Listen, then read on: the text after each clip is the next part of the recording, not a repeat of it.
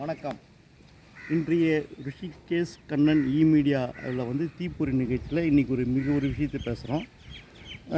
கண்ணன் என்கிற ரிஷிகேஷிக்கு நான் சொல்லக்கூடிய ஒரு விஷயம் என்னன்னு சொன்னால், இன்றைக்கி இந்த தீப்பொறி நிகழ்ச்சியில் நம்ம சொல்லக்கூடிய ஒரு விஷயம் என்னென்னா, நீதிபதிகள் தவறு செய்தாலும் அவர்கள் மீது புகார் கொடுக்கலாம்ன்ற ஒரு விஷயம் இருக்குது. அது தெரியுமா? மக்களுக்கு தெரிஞ்சுக்கிட்டு தான் சொல்கிறேன். ஒரு வழக்காளிகள் நீதிமன்றத்தில் ஏதாவது பாதிக்கப்படும் போது, உண்மையாக பாதிக்கப்படும் போது அவங்க என்ன செய்யலாம்? அந்த பாதிப்பு ஏற்படுத்தி நீதிபதி பேரில் புகார் கொடுக்கணும். அதுக்கு ஒரு வழிமுறை இருக்குது.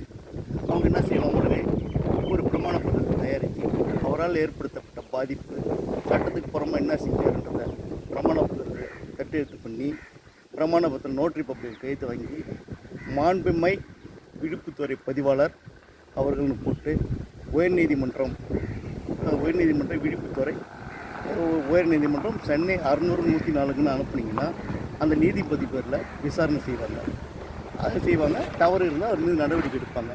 நீதிபதிகளையே தவறு செய்தால் அவர்கள் மீது நடவடிக்கை எடுக்கிறதுக்கு வழிமுறை இருக்குன்றது மக்கள் தெரிஞ்சுக்கின்றதாக சொல்கிறேன். நன்றி, வணக்கம்.